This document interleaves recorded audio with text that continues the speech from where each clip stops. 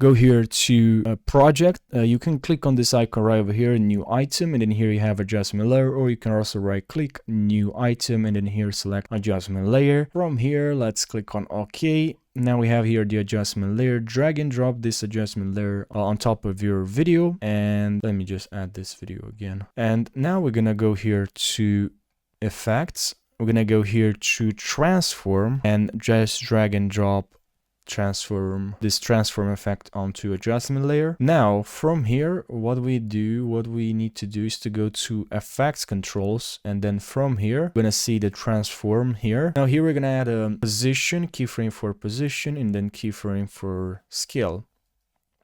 We're gonna move the keyframes right over here, and then here you can go with arrows left and right or forward if you want to add like to be more precise, around like this. Now I'm gonna zoom in 165, zoom in, and then from here I'll just add a keyframe for position, and I'm gonna move right over here. Then another couple of keyframes ahead, I'm just gonna move up a little bit more or down, and that's pretty much what you need to do as well. Here like this, and then around here just make sure you add a keyframe for scale as well, and then at the end make sure you reset from here.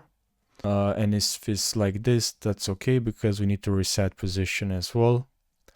And this is what we have now here, and this is the okay, this is the effect here. If you want this to look better, just increase the shutter angle to 180, 360, it's up to you. And you can go here and add some VR digital glitch, drag this onto your adjustment layer. Then here in distortion we can set this to 0, 0, 0, and then 0. If you want, you can add some color keyframe there and then increase the color distortion. You can add this to make this better, and then just reset here this color distortion, and this is what we have here. I know, quite fast, but if you like this kind of transition, you can create this transition, reuse it later on. So yeah, thanks for watching, and I hope you found this video helpful.